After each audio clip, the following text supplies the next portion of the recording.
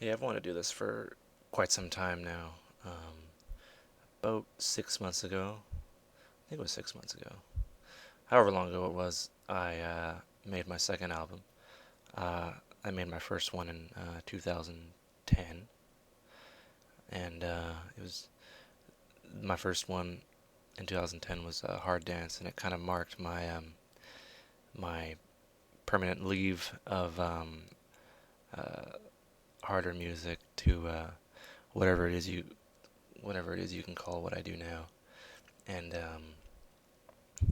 I started making all different kinds of music since then. I dropped the Brent name and became just Sadwick, just for ease, and sounds kind of cool, and is my legal last name. Um, yeah, after that, after after my first one, I realized that I didn't have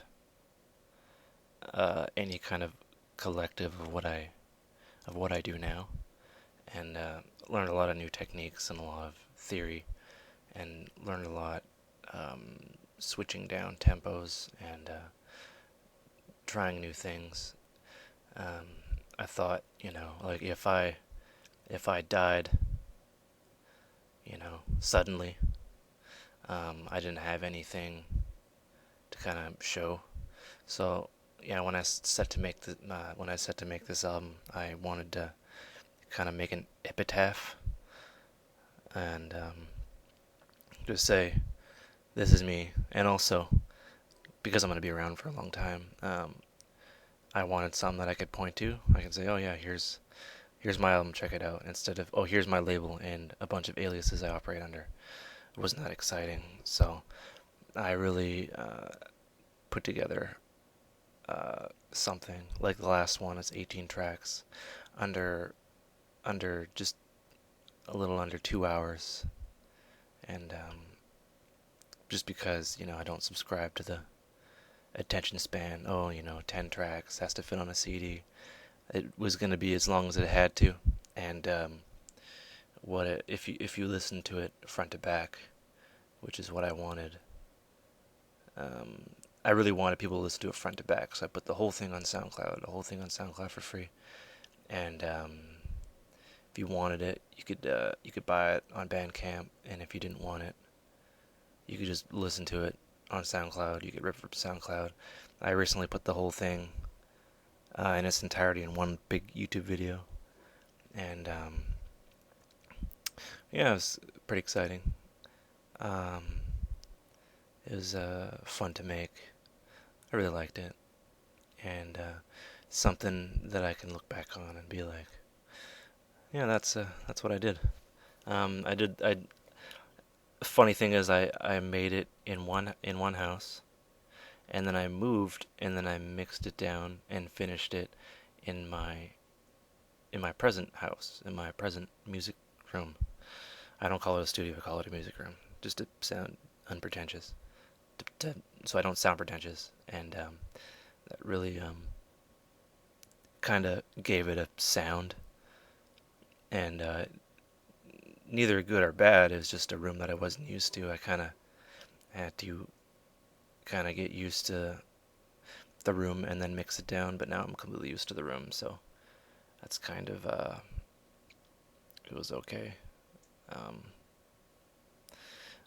Much like the last one, I wanted uh, a theme of disco and older techno, but in a in a more energetic format, an updated format, uh, something you can listen to. This is something like each track is just different. Didn't really have a theme. Uh, my new album that came out 6 months ago, it has a theme, um, and it is 80s inspired, 80s and with a bit of science fiction rolled into it, and yeah, um, yeah, that's basically the theme. I used a lot of 80s processing, some 80s samples, different little tidbits, different I used a lot of 80s claps, and I really kept it tonally, kind of gritty, kind of not gritty, but like modern. It's not something that necessarily was made just for clubs. It was made kind of, in your car, you know. So something that I can listen to in the car years down the road and kind of reminisce. Overall theme, heavy esoteric themes. It's right on the cover. There's a pyramid, the head capstone on the back of the American dollar bill, and uh, if you look at it and you understand what the Eye of Providence is, the Eye of God, and it's coming out of a supernova, which is a star exploding. And if you look at that and you say, hey, it's a star exploding, what the fuck's that? You realize that when a star explodes, it blasts out all of its bits that were cooked inside of it, and those form other planets and forms iron and other heavier metals, and that's what makes up us. So I kind of since the last time, I wanted to reflect what I've learned about life and what I kind of wanted to leave behind in like a little kind of subtle symbolism in the artwork, like creation, if you could say that. Um, Carl Sagan said we're all made of star stuff, and that's what it represents. And the album, like the actual uh, track list, well, the progression of the album, it starts off here. Let's just get into it. Starts off with shore sounds. Gotta have shore sounds. I'll turn this down a little bit. Shore sounds, radio chatter, and a sound, a chirp coming in, kind of fading in. And one of my heroes, Bill Hicks, he's kind of trying to explain his view on life, and I'll just play that right now.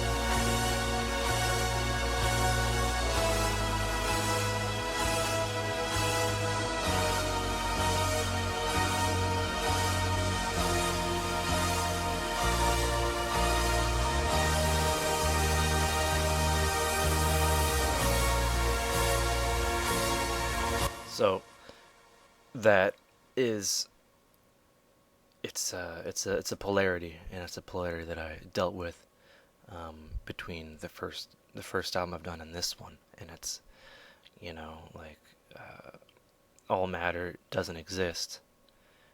Everything is just in our minds, and our minds are powerful. And Bill Hicks says that, and he talks about it. He talks about nothing can be destroyed like fully, so like how can we be destroyed, etc., etc. And then it goes into the theme of Scarface, and I set that up to kind of be ironic. Scarface is first you get the money. No, first you get the power, then you get the money, then you get the women, or something like that. It's very, very material. You get a white tiger, you buy a white tiger, you buy the house, the world is yours. You know, and I wanted to just kind of set up. The album begins. The album begins very material. very material, uh, very teeth knocking out bass line. I'll get into that in a second. And it's very like in your face, kind of electro-ish, and it's the theme. It's kind of in reverse during this song or this track, and I'll get into the bass line.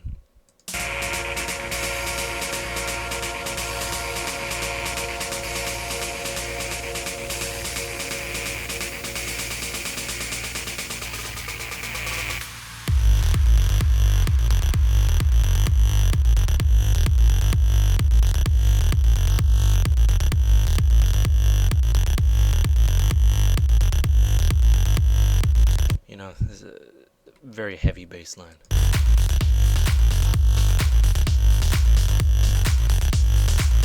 And you might recognize this. I placed this in here to also kind of give the hint of where I want it to go.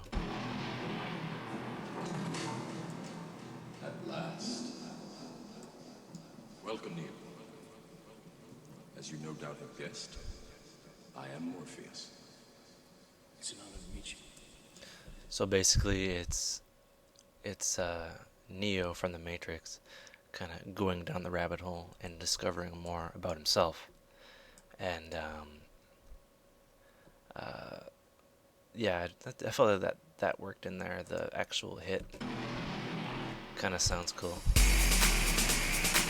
and that's kind of a commentary on the message that I'm trying to get across from the beginning.